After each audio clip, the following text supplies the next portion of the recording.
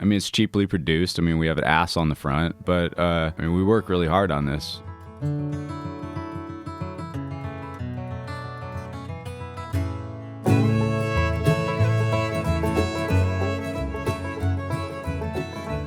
Hello, that was Jack Evan Johnson of Honkytonk Badonkadonk. I am Alex Steed, and this is Nashville Demystified. Today we talk with the very fine folks behind, and I can't say this title out loud enough, Honkytonk Badonkadonk. And then we check in with Carolyn Kendrick, who we talked with in our very first episode to see how her move to the city has been treating her so far. On Nashville Demystified, we talk with relatively new Nashvillians about their experience here in the city before talking with someone who has been here longer and has a bit more perspective on it. Nashville Demystified is produced by Knack Factory, a commercial content and video production company here in the city, and we are distributed by the wonderful folks at We Own This Town, a collection of locally produced and hosted podcasts. Honestly, every single thing I've done professionally or creatively since I was 14 years old stemmed from my having produced a zine at that age and then having produced zines on and off since. I know Tim Burns, who produces the illustrations for each of these episodes, through that work all these years later. I became a writer for newspapers and magazines because of this. I started my company, Knack Factory, which produces this podcast, rooted in that ethos. An offshoot of that zine became Angioplasty Media, which, after being taken on by my friend Nick Mavadonis, made possible some of the coolest and greatest shows in Burlington, Vermont, from the later half of the aughts through the 2010s. They did really cool stuff. In fact, when I started Nashville Demystified, the plan was to start a zine component, and I don't know, that very well may still be in the cards, but I owe pretty much everything I do, commercially, creatively, socially, to zines and zine production. And I really should drop a very quick shout out to Boston author and illustrator Toshima, who went on to oversee production of The Weekly Dig, which is an alt-weekly there. But he used to put out zines himself in the 90s, and when I first, it's basically where I first ran into zines. I went to a comic convention when I was 12. My mom took me, and I met him. You know, I said, I want to do this, but I can't illustrate. And he just told me that zines were a thing, and he explained them. And he told me that absolutely I could do just that, and anyone could. So when I first saw Honkytonk Badonkadonk, a zine edited, published, written, and overseen by musicians, artists, and enthusiasts Jack Evan Johnson and Cybelle Elena, I knew immediately that I wanted to talk with these people. I think I saw the first glimmer of the zine at Inglewood Lounge, where they at the lounge had hung an interview with Natalie, one of the bartenders there, on the wall. And, you know, like that zine aesthetic is unmistakable. It's like crisp, black and white. It has sharp contrast. It's a little blown out in the lighter areas. I just love it. But I had seen a few issues around, and I was struck by something Jack and Cybelle talk about in this interview. Honkytonk Badonkadonk has an actual sense of integrity and pride in their work. If you haven't seen an issue, there are interviews, there are news blurbs, there are random show reviews, tours of studios, and a fan favorite. There's a Nashville-centered Mad Libs called Nash Libs. It's a fun little package. It's exciting when you see it, and you never know what you're going to find. And, you know, the title is very tongue-in-cheek, but like I said, it's very obviously made by people who love the city, love these scenes, and take seriously the task of conveying what's special about this place. I loved our conversation, and I'm excited to share it with you. But first, we reconnect with singer, songwriter, and fiddler Carolyn Kendrick. I talked with Carolyn in our first episode. She was so new to the city that I interviewed her while she was on her way to pick up keys from her landlord. It's been about 3 months since then, so I figured I'd check in with her to see how her move has gone and what struck her about the city so far. We talk about the things that people tend to say to musicians upon finding out that they're musicians. We also talk about what is increasingly becoming the sort of legendary show at the American Legion Post 82, at which Rodney Crowell, Vince Gill, and Emmylou Harris played maybe like about a month ago, like a small pop-up show at their Honky Tonk Tuesday. I mentioned this in our Bluegrass Wednesdays episode too, and it just so happens that this very show is reviewed in the June issue of Honkytonk Badonkadonk. So make sure you check that out. Oh, before we revisit Carolyn, please consider giving a review if you can and sharing with a friend. We're on Instagram and Twitter at Nashville Demystified. And we're on the late career Scott Baio that is Facebook. If you have any feedback you want to send to me directly, ideas for future shows, whatever, you can reach me at podcast@knack-factory.com.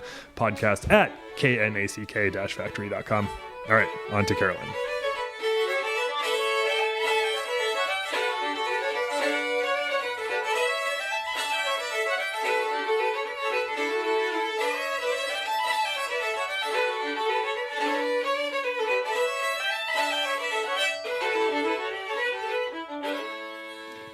I have been pretty consistently excited and overwhelmed and inspired by how much music is really happening. Just the sheer volume of it is, you see it from outside often, but it's like actually impossible to keep up with how much stuff is going on. And that's a really exciting thing to be in. And not only just music, but the sheer amount of just arts and culture and lots of events in all different kinds of disciplines. It's really exciting to have those kind of options available, but also know that like it's not going away anytime soon. So if you need to take a breather, you totally can.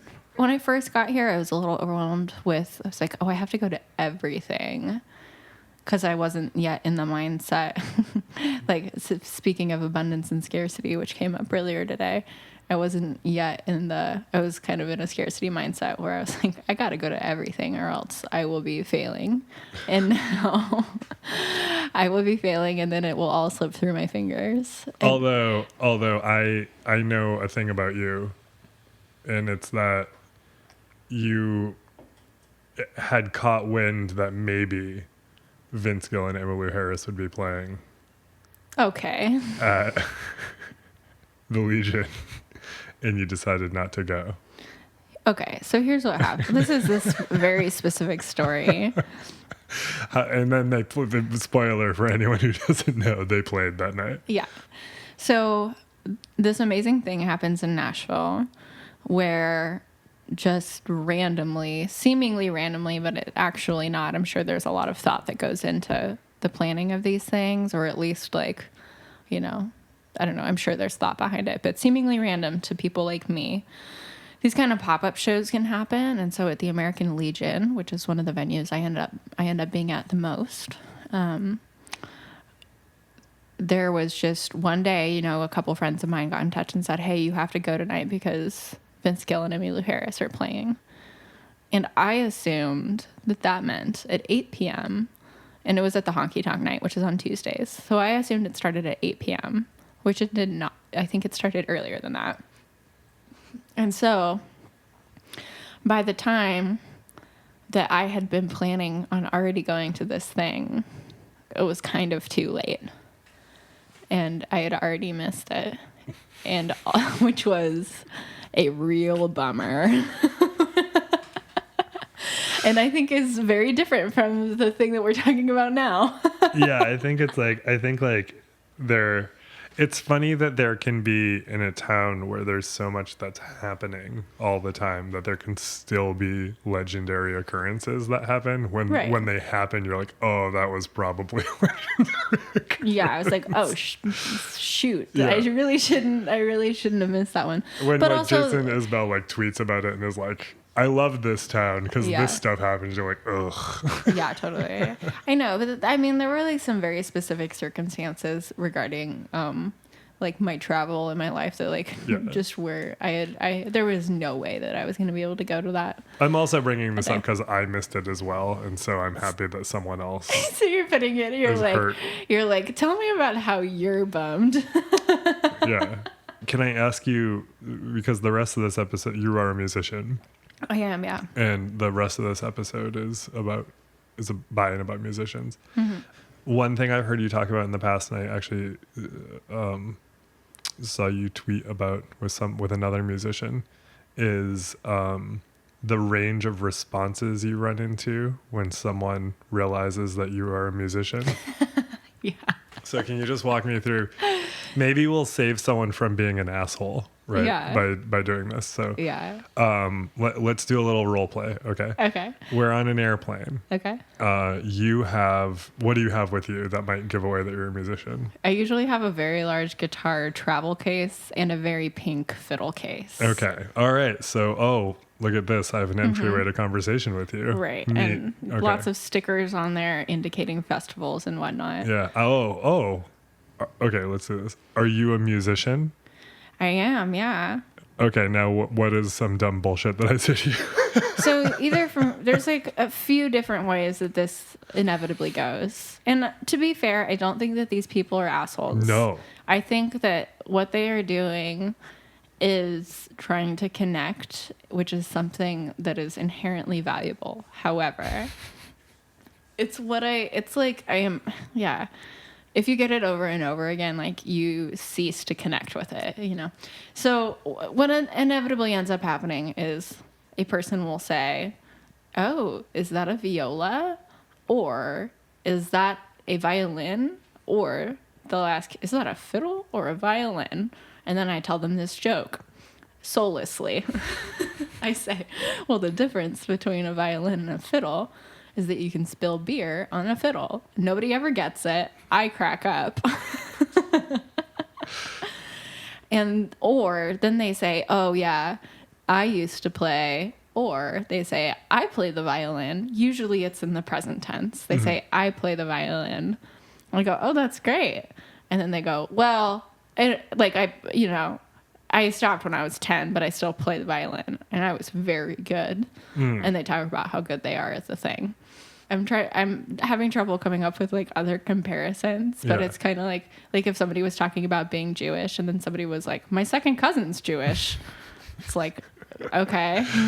So I recently was in your presence when somebody realized that you played the violin, and they asked if you were in a violin troupe. Oh my God, that was just such a moment. Oh my God. And your response was perplexed, I would say. Is this person? Yeah, I find that people in general just don't know how to connect about things, myself included. But just it's interesting to see the ways in which people fumble in trying to connect. Like they're like almost there, but not quite. So this woman that we were getting a beer with, she is en route to working at right, and has a big old ruse about how she's very put upon that she's going into this job that's ultimately going to make her a lot of money. And she's like, the attitude was like, ugh, can't believe I gotta go work for capitalism. Real bummer, huh? I have no agency in this. I'm just gonna go work for evil men who are literally plotting our demise. So strike one. And then she asks me, she's like, we're among a group of like really creative and smart people. And she turns to me and she goes, so you play the violin? Are you like in a troupe? And we were also like, as a group of queer people, like maybe she was thinking like burlesque troupe. Like maybe that's what that was about, which that's not necessarily a bad thing, but just the way she asked it just made me crack up. That is the most charitable read on what might have been happening. Maybe because we were a group of queer people, she thought that it was a burlesque troupe. Maybe. Cool. I don't know. So that's such a funny suggestion. Yeah. And then she went on to demonstrate that, and this is true of a lot of people, which is why I'm glad you're doing this, because I don't think people really understand what musicians do. And that's fair, because like there's so many things that we do that it's kind of hard to be like, okay, we do one thing. And I was at the Country Music Hall of Fame. They've got that whole wall of like, how could you museum goer be involved in the music industry? And there's like 60 different professions, and that's not even all of them that they list. Yeah, that was I feel of all the installations at the museum, that's one of the most like pragmatically interesting ones is that Totally. it breaks down, you know, it's like an illustration of the music, the quote unquote like music machine. And it's like everything from like publicist to lawyer to all of the session musicians to all of that. Yeah, it was, I wish I had actually like done the quiz to see, because I think there was like a quiz involved, like it was like BuzzFeed, like what would you be best at in the music industry? Fiddler.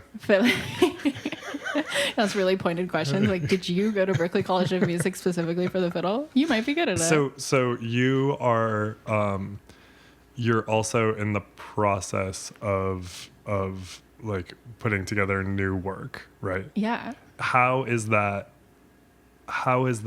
process been being in Nashville? I mean, I understand you don't necessarily have both feet planted here all the time, but Yeah. has there been any significance to being here while you're doing that? I think the biggest significance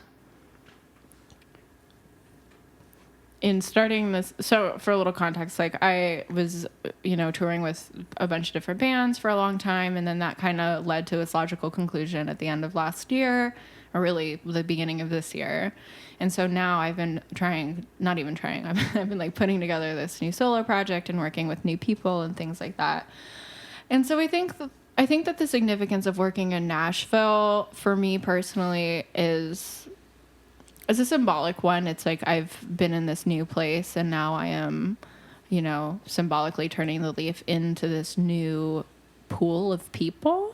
And also I'm just like the level of quality and the level of inspiration and the amount of people that I know here who are just doing amazing things is really quite astonishing. And it's just, I mean, it's great from like a networking perspective, I suppose, to be like in the mix all the time and seeing people and reminding people that you exist. But I think like the nitty gritty is that it's just nice.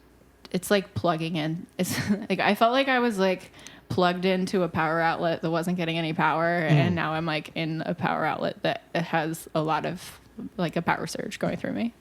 And I think one thing that's also been honestly more, I mean, maybe not more, but equally important to me is just being in a scene, like living in a city and being committed to living in this city and trying to understand how the city functions, trying to go to other, museums and go to other events that aren't music. That's really been more important in my personal development and my musical development than any shows I've been going to recently, I would say. Right.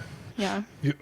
I know that you have to get going and you don't know that we're going to do this, but I think that this is a good idea. And I don't want to get in the way of your brand because I know branding is really important. But right now, because you have a solo project, you're called Carolyn Kendrick, right? Mm-hmm. Yeah. But, I was thinking that it would be helpful if you had a "and" in your name, right? So like Carolyn Kendrick and then we figure out some options, right? So you have Carolyn Kendrick and the strawberry margaritas. Like that's okay. one. So let's just like spitfire back and forth. Yes, let's spitfire back and forth. Yeah. Just this one's called shoot and draw and shoot. This is what the game is. Okay. All right. Carolyn Kendrick and the hot potatoes. That's Carolyn good. Kendrick and the lizard massacre. Okay, let's keep going. Okay. Carolyn Kendrick and the Liquoise. Oh, that's good. That's good. Carolyn Kendrick and the Black Plague. I love that. Okay. Nailed it. Okay. All right. Well, thank you very much for giving us an update. We'll talk to you in 10 more episodes. Okay, great. Thank you for having me.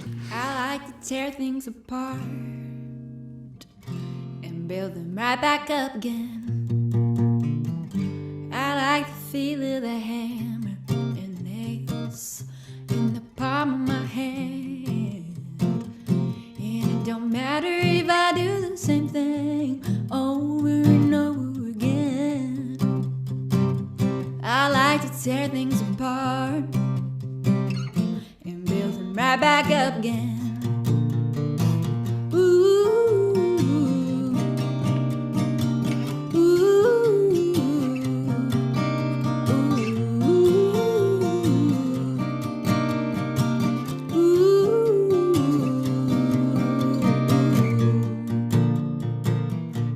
All right. Thank you, Carolyn. You can find a video for Carolyn's new song, Tear Things Apart, which you're hearing right now, and all of her other endeavors at carolynkendrick.com.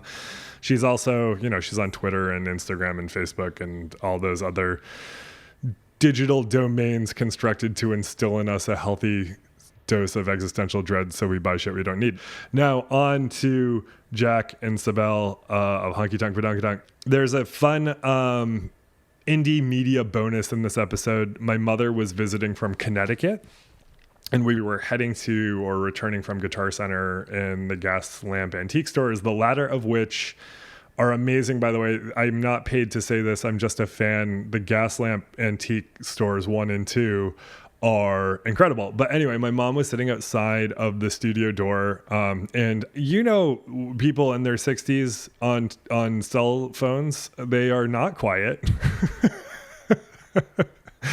And I had to stop the interview to step out and ask her to lower her voice. So I kept that in for you so you could enjoy it. And if it's not clear enough from our interview, Jack is a musician. His name is Jack Evan Johnson, if you're looking for his music. And Cybelle is both a musician and an artist. She makes all sorts of clothes, costumes, stage outfits, robes, intimate wear, sort of all sorts of stuff. You can find her at her website at cybelleelena.com.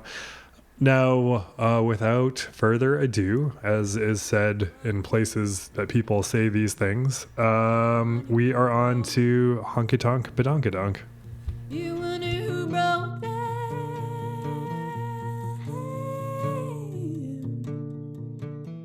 Tell me who you are and what you do. The zine. Yeah. And then, we can talk about other things too. Nobody cares about us anymore. So it's like when you have a child that's more successful than you are, and then it just, you become like, Billy's dad or whatever. We're here with Billy's dad. Yeah, we're Honkytonk Badonkadonk's parents. So the zine was, we started it almost exactly a year ago. Our first issue came out July 4th, and it's just kind of a monthly. Sort of modeled after a punk zine and classic punk zine and sort of content and sort of values and such, but.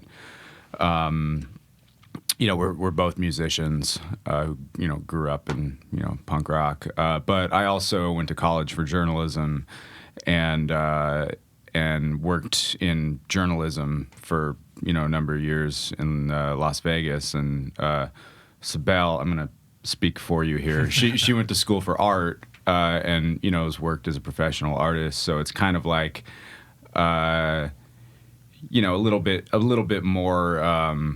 Kind of like a punk zine plus. You know what I mean? Yeah. Like I carry on my professional journalism training, and just things that you acquire when you do something for a long time, ethics and all that sort of stuff. Into this project, which is just flimsy little Xerox thing, but hopefully the content holds up. Yeah, that makes sense. I used to do like publish zines in the late 90s. Yes, yeah. Yeah, and so I understand the plus part, which is like like you're bringing sort of. It seems like you're bringing a narrative and aesthetic quality that isn't always inherent in zines. Well, we're trying. It's come a long way for sure. I think it felt like 6 issues in before I could finally make a Nash lib without a typo. Sure. Yeah. That's, and people will let you know. Oh yeah, they will. I got friends back in Vegas who, they find them and they let us know. Well, and why? Why a zine? Like, why was that your? There are so many ways to communicate with the public now. Like, why was that something you gravitated towards? The internet died. You didn't hear? I'm from the Pacific Northwest originally. When I was a kid, I grew up in Olympia, Washington. A lot of famous scenes came out of the Pacific Northwest and Olympia. And they're important to me for just sort of other reasons. And then, I think that just the oversaturation of content on social media that maybe doesn't value maybe doesn't sort of prioritize the community in the way that a zine might. And it's a tangible thing to read. It's fun. It's cheap. It's cheap. It's cheap to make. I mean, we do have advertisers that help. I mean, it's a few $100. We can't afford that without it, but it's doable. I mean, I think we pulled the trigger. I mean, it was just almost like we had a show coming up on it was July 4th last year. I had a single release I was doing, and we're kind of just looking for something else cool to do to kind of coincide with that. And I mean, I don't know if it was, we've been, talking about it like loosely for probably 6 months. 6 months or something, but it was kind of just like, well, if we're going to do it, it'd be cool to do it on the 4th of July. And I mean, it wasn't probably about 3 weeks. We just sort of sat there. Feels like it was just like, just boom, did it. Kind of what would we like to read about, what things interest us about the Nashville community, which is, and so Jack does like a studio crawl, and we have a history column, and we have just, different areas of our own interest. And I think we just sort of came up with like the general outline of the content probably in one conversation, and have stayed pretty true to that for about a year. I mean, I worked in college. I interned and then continued to freelance for this alt weekly in Las Vegas, long running alt weekly. It was called Las Vegas City Life, and it'd be like the Nashville scene, equivalent. And I had a structure each month, and a lot of newspapers do, and so that was just something that we've stuck with. We thought what would be cool, and kind of got our formula down. So each month we know, all right, we got to do this. Who's doing the history? Who's doing the bartender? Who's doing the and just kind of plug all the pieces in. Yeah. It's interesting. Like I haven't seen the new issue which you brought, and I saw there's a segment of a piece of a column that you had written on Instagram that I just looked at. Oh yeah. And I think like a lot of times, a lot of conversations in Nashville are around like how Nashville is not like what it was and it is what it is now, right? Sure. And what I find interesting about what you've done is, I don't know what your feelings are on that, and we can talk about that, but like you've made something. Because I think a lot of people are like, it's not like it was, but they're not necessarily making something to fill in that hole. Tell you a funny story. When I first moved to Nashville, it was about three months or so. I was out here working on a record, and I ran into an engineer friend, and his name's Mark Patascia. He was actually an engineer in issue 3 or 4 last year. We did a studio crawl on him. Amazing engineer here. Used to work with Dave Cobb. He engineered Jason Isbell's Southeastern, which was like a huge album. But I ran into Mark in a parking lot somewhere, and I'm like, hey man, I'm moving to town finally, and he was just like, oh, you're 6 years too late.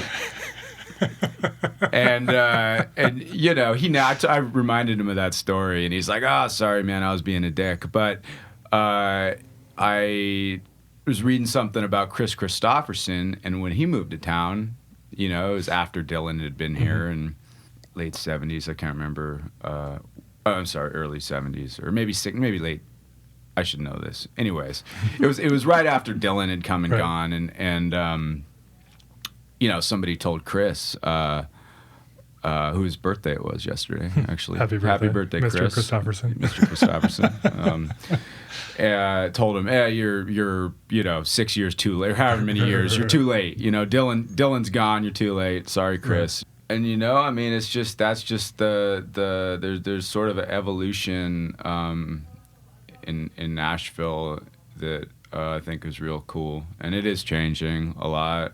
I haven't even been here 4 years yet, and I've been coming out here for, visiting a couple of years prior to that, and it's changed a lot. But I mean, if you're a musician, like compared to where I came from in Las Vegas, which I love. I love the town, and there is a great music scene. But I mean, the resources in Nashville, you know, nothing compares with that. I lived in Australia. I mean, nothing compares with the resources here for a musician. Yeah. So it's maybe not what it used to be, but it's still pretty cool. Yeah. Pretty special still. Yeah, for sure. Hold on a second. I'm going to ask, this is a classic independent media thing. I'm going to ask my mother, who's in the other room, to not be on a phone call. Oh, okay. I don't mind. Does she want to join us? Who is she talking to? Patch him in.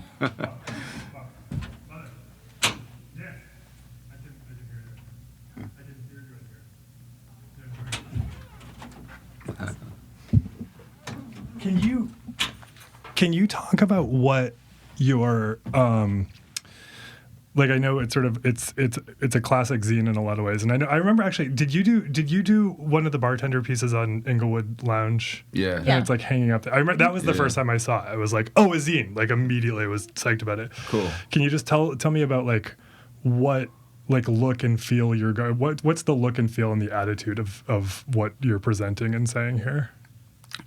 Well, we have an ass on the cover. Our logo is an ass. Yeah, the name is sort of tongue in cheek, and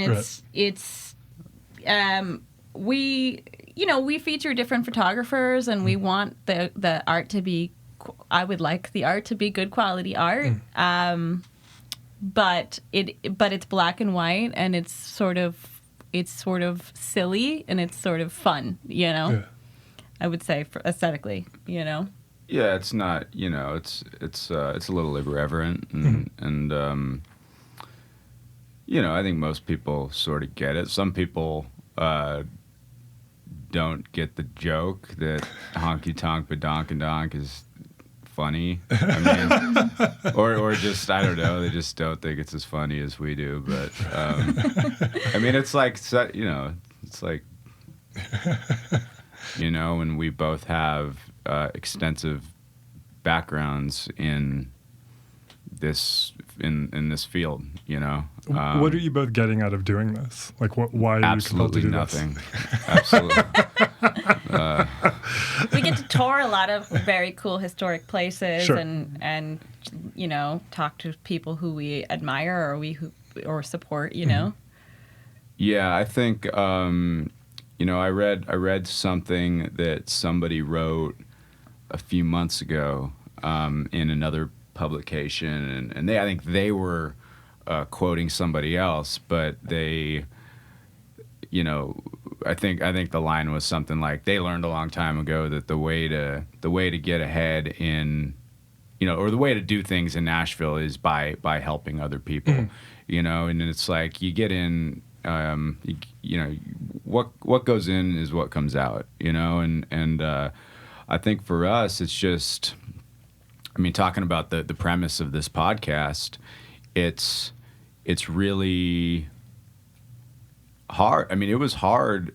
I can't, you know, speak to Cybelle, but I moved here. I mean, I had some friends here, but I moved here cold, you know, and I'd come from, I'd lived in Las Vegas my whole life, went to Australia for a little while where I was kind of a novelty, you know, because I was the only American musician in town. And so it was kind of easy to meet people. But then I moved out here, and it's like, oh yeah, you're a white guy with a Telecaster, you know, and you like John Bryan too, you know, you don't say. Yeah. And it was really, really hard to kind of, you know, meet people and kind of get busy and creative, you know. And I think this, for both of us, has just been a really good avenue to, you know, not only document the community, but, you know, it's not, you know, just like an act of like pure like altruism, you know. I mean, we are meeting people, and we are like getting into studios that, you know, if I just knocked on the door, right, you know, but like I mean, I got to tour Columbia Studio A, which is private Belmont studio now, and that's where all those great Dylan records were made. I mean, Leonard Cohen. I mean, it's super famous. I've been reading about it for years, but it's locked up tight, and but people want to talk to the press, and but with that, it's like, and this is something I want to say that's really important that I don't think we've ever really talked about or written about, but there's a lot of, like I talked about earlier, there's a lot of ethical stuff involved with being a professional journalist, which, I still consider myself. I went to college for it. I did it in Nevada for years and years. And we're not really putting our friends on the cover. We're not. It's like, I mean, we have become friends with people we've covered, but we're trying to make it inclusive, sure. I guess, like not only inclusive for just like the sake of community, but also, not, there's no, we try to be really conscious about favoritism, and not just because it's right, but because like when I was working for the Alt Weekly in Nevada, many years ago, like I could not review the CD of my friend's band. Sure. Like you just don't do that. I mean, the ethical rules are just so strict. I mean, if somebody sent you a free whatever, like you probably, it was frowned upon by, like, if you go to cover an event. When you're like a professional journalist at that level, if you like go to cover an event, like you're not even really like supposed to take the free drink, This obviously is a little more, the ethical waters are a little murkier. I mean, we are musicians in the scene. We are very involved, and it's all intertwined. But like, I mean, one of the I mean, I could say this here because this isn't the zine. I mean, one of the best musicians in town is in our opinion, is an amazing singer-songwriter. One of our dearest friends in town is a dude named Paul Nelson. And Paul, I mean the dude, I'm not going to go on and on about how great we think it is, but like, we're not putting Paul on the cover of the zine because we're like too close to Paul. Right. You know what I mean? I hope somebody else does, and maybe at some point, we will include Paul in the coverage of the zine, and maybe have somebody else interview him. Maybe all your copy should be about why you shouldn't be covering Paul. Yeah. You know what I mean? And that's like. For me, it was just. I mean, I think for both of us, it's important to us to create a platform to really honor the community. Absolutely. Well, and that's as I'm sure, and I think in one way or another, you're reflecting on this. That's increasingly a rare position because every bit of content in one way or another, people are looking to commodify in 3 different ways. Absolutely. And so it's a very noble approach, and it's not one that people put front and center. I think you can even see that when you look at what's happened with a lot of alternative weeklies. I mean, that as it sounds like you're saying, you have experience where those ethics are in order, but I know situations where just people's blind spots where they're not paying attention to how they're featuring their network. Their network gets prioritized over everything else. Yeah, and it is hard with us still, because I'm sure there are bands out there that are like, oh, what the hell? Why aren't you at our shows? And it's like, all right, cool. Well, like, send us an email. I don't know. It's a really hard job. I mean, I've been on both sides of it. I am on both sides of it. I mean, I've been a musician for as long as I've been a journalist, if not a little, actually longer. I've been a musician for longer than I've been a journalist, and I've sat at a news desk and received press releases, and I've sent hundreds of press releases out to news outlets and tried to promote tours, and just like heard nothing back. I understand both sides of it, and it's a really it's just a hard job. But I think like with the zine, as far as like honoring the community, but also just being the change that we would like to see. Before we lived in Nashville, I've been here like 3.5 years, been doing the zine for a year. So that's 2.5 years living in Nashville, being a musician, trying to book shows, trying to, just be a part of the community, which is a very like, supportive community and trying to get media coverage for your shows and just trying to do all these things and just like knowing how frustrating it is and hearing, like other people all sharing the same experiences, like, oh, got this show, why wasn't so-and-so here? And I think we just really want to, back to, there's all different ways to look at this, like, but just be inclusive, to the best of our abilities. We're two people. There's only so many we're really busy with other projects. But like we've made it a point to try and cover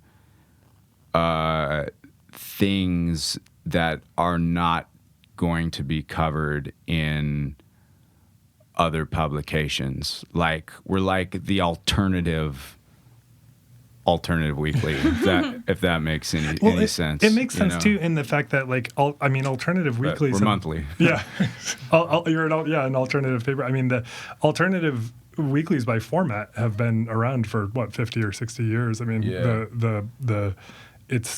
Zines have always, in one way or another, been the alternative to the alternative. And one thing I appreciate about what you guys do, and I want to make sure we talk about this because it's going to come out the week of the anniversary of the release.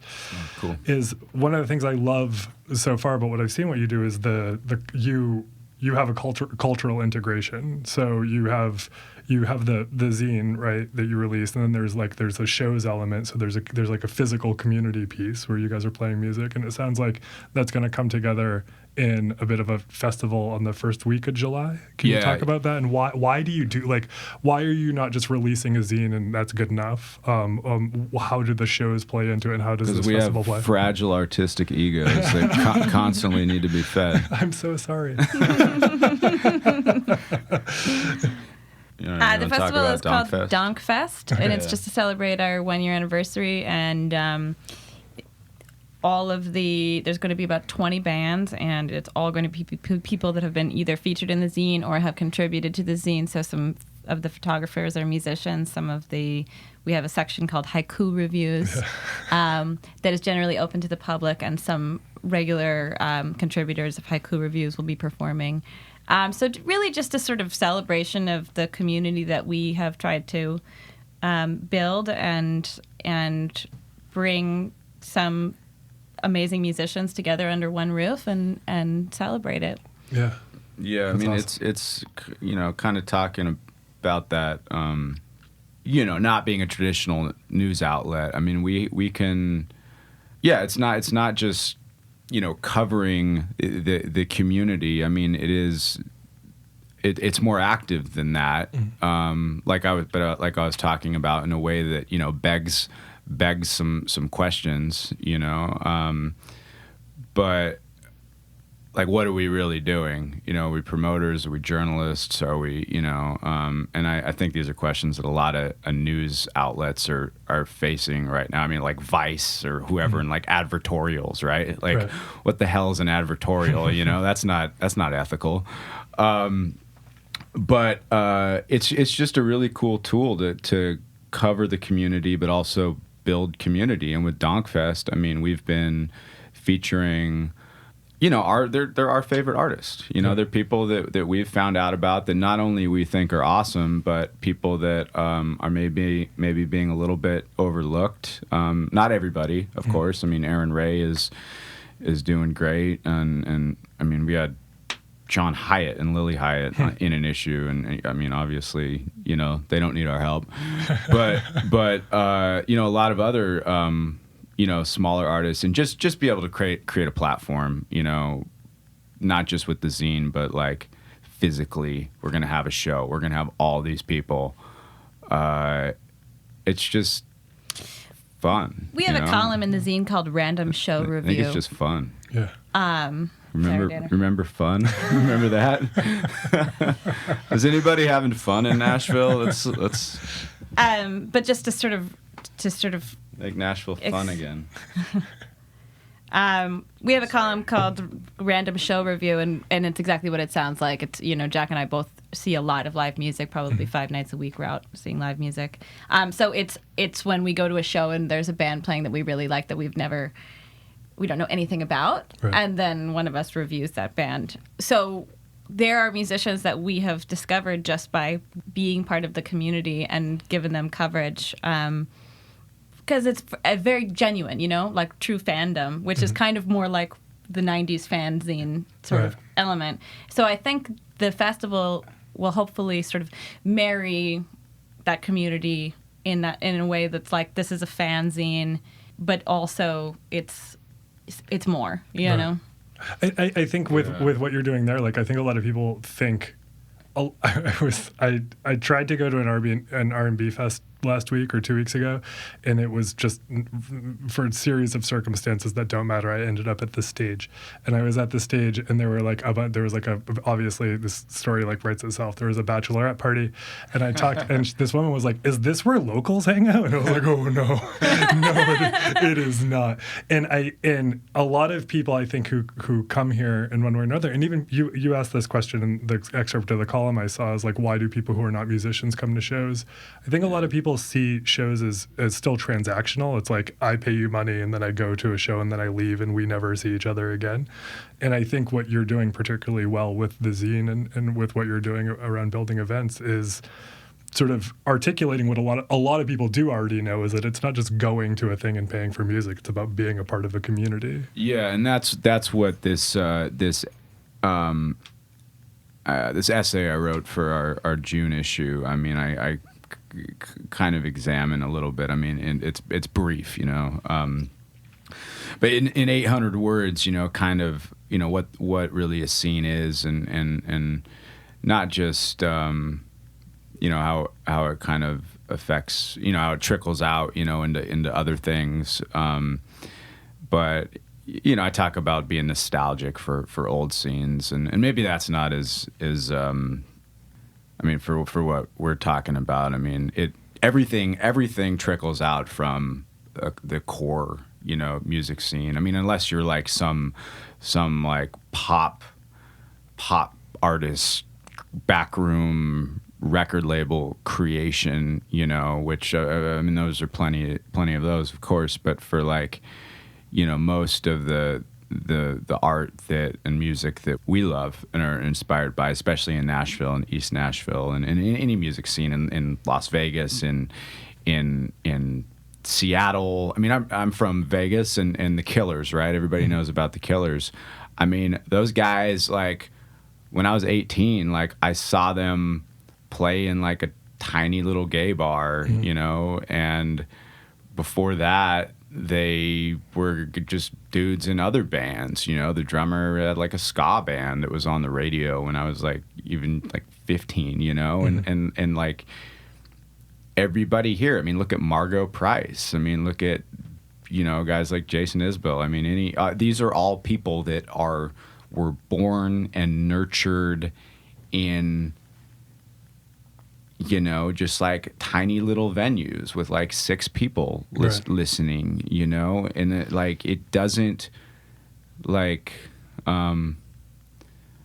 you got to start somewhere, in a scene, a very localized art scene is what all the big like, like world changing stuff like comes from, and it's like, like somebody like Courtney Barnett, who's like a huge rock star now. You can name anybody. Like I lived in Melbourne, Australia, and she was a bartender at the bar down the street and just played little shows around town. And I mean, this building we're sitting in is like a business incubator building, Right. you were saying, right? And like a scene is like an art incubator. Yeah. You know, like that stuff doesn't just happen. Like maybe there's some prodigy kid in like Iowa playing guitar in his bedroom and posting videos on YouTube. I mean, I'm sure there is, but good luck. I mean, without the support of a community, I mean, you don't have anything. Yeah. You know? Yeah, and it's what I'm appreciating is you guys really embrace community. I mean, I think that's a thing that people don't do. Yeah. I think that people often do it unconsciously or they're not aware of what's happening, and it's important to sort of do it consciously, especially now. I mean, it's fucking great. Like we're in this like weird, cynical, anarchic time. And we could really use people who embrace some community. Well, we're getting old, so. Yeah, that's the other thing. Well, I think that's a good stopping point. Thank you guys so much. I really appreciate you coming in. Thanks for having us. Cool. Thanks, man. That was awesome. 1, 2, good goddamn. Yeah. Well, good goddamn. I'm a sad man.